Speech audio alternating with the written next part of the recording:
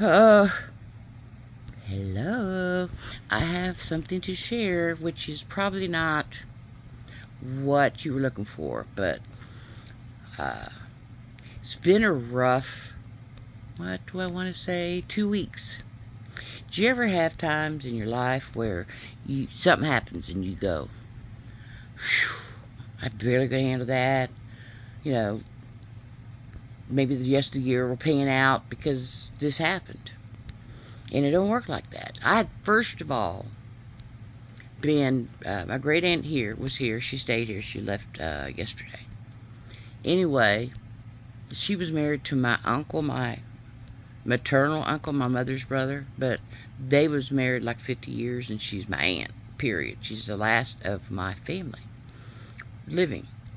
So, well, I have a cousin, but so I had been saying I kept having these feelings. I was like, you know, there's something I can't put my finger on. I don't know if there's something wrong. I can't. It's like not a haze or anything, but I kind of felt like there was something, right? I knew it. So meantime, like a week goes by, and I'm like riddled with these, ugh, emotional little pads and feeling this and that. And so one day it was me and my aunt. We sitting out front being nosy, watching people drive by. And my daughter was there, my oldest daughter and her oldest son. And it was light and laughter. And I have this daily thing where I hear the train go. And while the train's going, I'm waiting because there's this plane. It's like a crop plane. And it'll take off, go over my house. It's like this. And then I'll hear distantly, like a firehouse. There's a firehouse that way. Meantime, that day, it was that in order. And I just barely got out because I was telling them every time I hear that firehouse, I always say a prayer. And I go, well, thank you for keeping my family safe. Thank you, ABCD. So I was in the midst of saying it when my oldest daughter gets this phone call.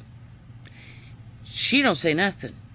There is a not glass, but a container she keeps the water in, and it was on her hood. Well, she slams it off. We just recognize something's bad. She jumps in her van, and so I'm getting this feeling.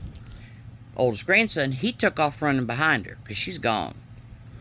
Meantime, my aunt and I sat in the house, and I said, oh my God, this waiting, this not knowing who, what happened.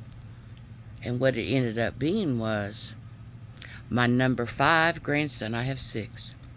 And the 2 youngest ones, the 5th and 6th, are still in elementary. But he had an asthma attack at school. The principal noticed his coloring and called an ambulance. And my daughter actually got there before the ambulance, like minutes. And they're talking about he had had bronchitis. He had already been to the doctor the day before, what they had prescribed him. So he had been showing the symptoms. His mother, my youngest daughter, had asthma growing up. She used to have a nebulizer, which is a breathing machine, and had been through the whole shebang. So needless, it all comes back, and I'm like, he's fine. They checked him out. He's home, going to the doctor again the next day. But they're on top of it, right? But it still didn't feel like. And the day or two that would go by, I'm like, man, that wasn't it. So I go to the doctor. I have all my test results come back, and I'm referred to go to an oncologist. And they're talking about the possibility, because I have type 2 diabetes, of I already have like a stage 2, my left kidney, which I'm trying to reverse that. I have my own system, aside from what they recommend for diabetics, like protein and stuff like that.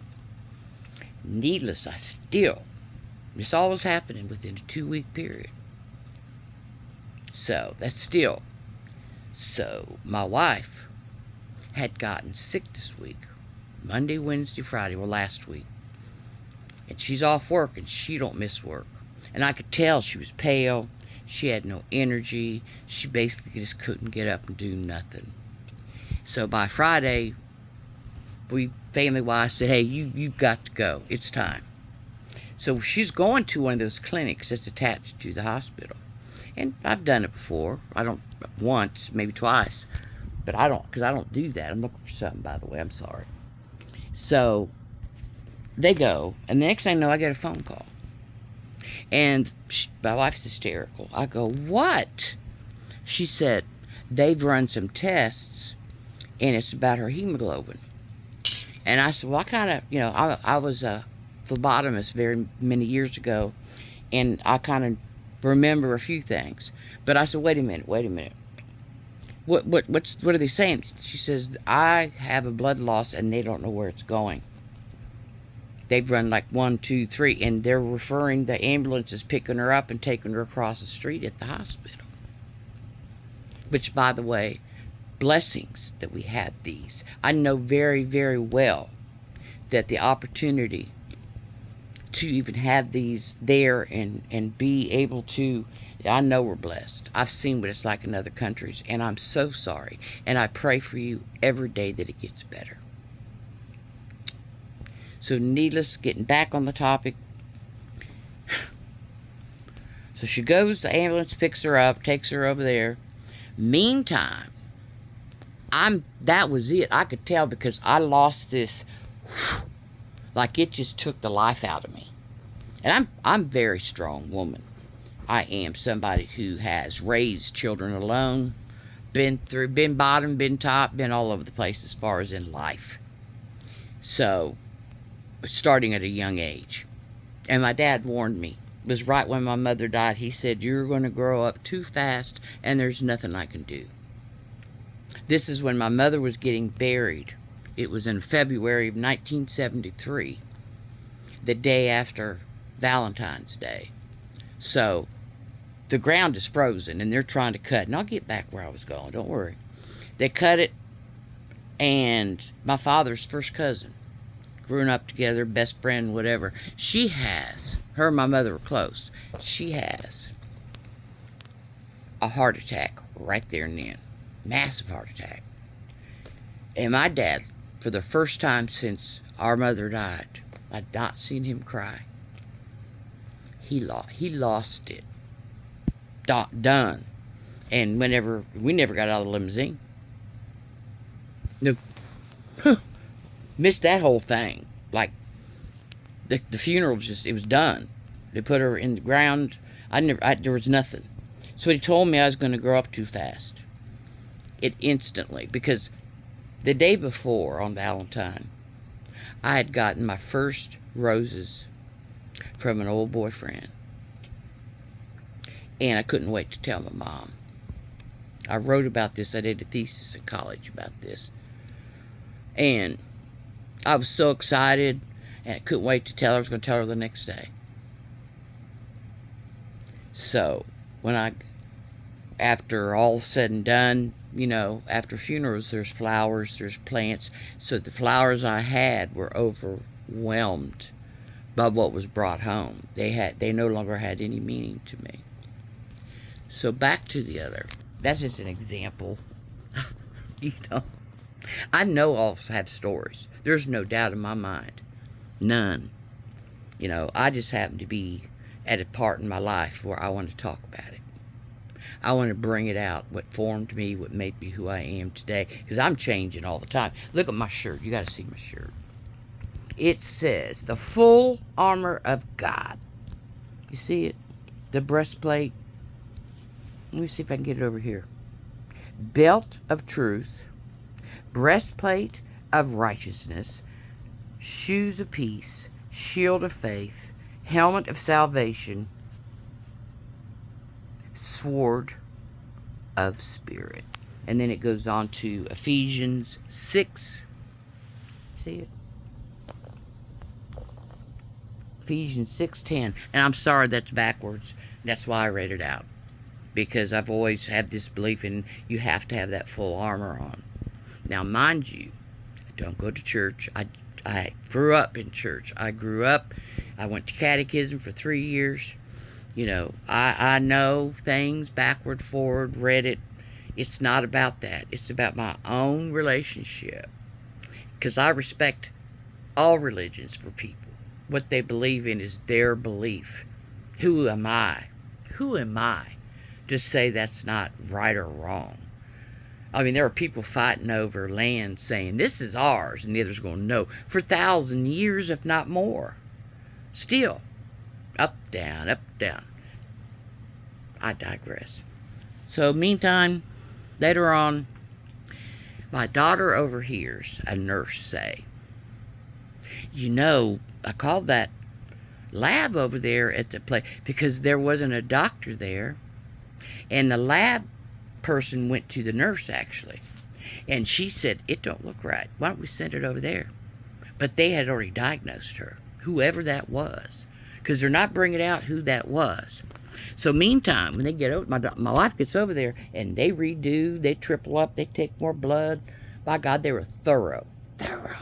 Now, she had thyroid problems about 15 years ago, but she had lost weight, and she'd gotten attached. No, so that's back. I had already been telling her, girl, you need to go get a checkup at your doctor. She ain't got time, right? So meantime, the doctor said, no, this is, I don't know where they got this from, but that wasn't even her lab work. That was somebody else's. So somebody was there. She got theirs, and God knows what they got, which we know now, because they were going to do transfusion on her. And she refused it and wanted another opinion. See, we are allowed to say, don't sound right. Could you mind if I... Don't even ask if they mind. I mean, you can be nice about it. But when I don't, like with mine, I went to see someone else. And they did the same. Everything came out the same. And, I did my research. I did all my stuff. So, screw it. Because I am a fighter. And when I heard that about my wife, first thing that hit me like a ton of bricks was, I can't live without her. That's just that simple. I won't live without her. And I don't know how anybody feels about things like that. And, you can say what you want. You can comment what you want. I'd love your feedback. Positive, negative, whatever language you want to use with that. But euthanasia is something that I've actually assisted. I had a very good friend who had gotten cancer for the 3rd time. She was my neighbor for 25 years, and we were good friends. In fact, while she was dying, she kept telling me, I just don't feel like I'm dying. Well, she had an ex-sister-in-law that was a nurse, and she would give her morphine. I believe it was morphine. So anyway, I've seen some suffer. When I was a phlebotomist, I worked in the 90s, and I worked with a lot of people that were HIV positive or full-blown AIDS. And I seen a lot of people die. I saw their babies, that they would have children, the mother wanted it, and 3 years later, because usually it don't go more than that, and many baby died. George Foreman was in our town, and I say that as the main one is Houston in Texas, and he was a big supporter of, and she was a part of that. I don't mention names and stuff because that's not my right. That's not my right. Mine stays with me to hear, unless it is applied to those who are already in the public. You know what I mean? I smiled, cookie. So, I just wanted to vent that today. I wanted to be more realistic about how each day goes, because what it did to us is the family. We went from devastated, scared, couldn't move because my aunt was waiting. Her other niece, her brother's child, was coming here to pick her up from actually where the Aggies are, where A&M is, here. So it was all this stuff kept going and moving and shuffling and what next kind of thing. And on top of that, I had to figure out what to cook for dinner. Isn't that life? Everybody said, well, just do DoorDash. Nah, that's special to me. I have done it and will do it, but not that day. A hand needed to be into that food. Love needed to be at that table. You break bread. There are things that are written because, like I said, I don't sit back. This is just how I've perceived who my higher power is. And there are things that a family to maintain that, because I got to work at that all the time. All the time. I have adult children that have jobs, and one of them is also an EMT for a huge oil company. Actually, ExxonMobil, I'll just say it. My son is a 2-time Afghanistan. He served in the Marines. Tough, tough, tough. I think I'll talk about each of my children by the end of this year, because I've just got a lot on my heart. This brought everything to the forefront, and I know it's important. I always have, since I was like 12 years old. So needless, know that you're loved. Know that. Know that you are loved. Know that it is a beautiful world. It just depends on how you see it and how you perceive it. Because there's some out there trying to get us just to, oh, woe is me. Oh, woe is me. It's awful. It's terrible. What are you going to do? How about, no. It's happened before. I hope it don't happen again, but more than likely it will. So what I do is I give it back. And I say, your will, not mine. Because I got to work here. The patience. I've got to be able to say, are you okay? What can I do?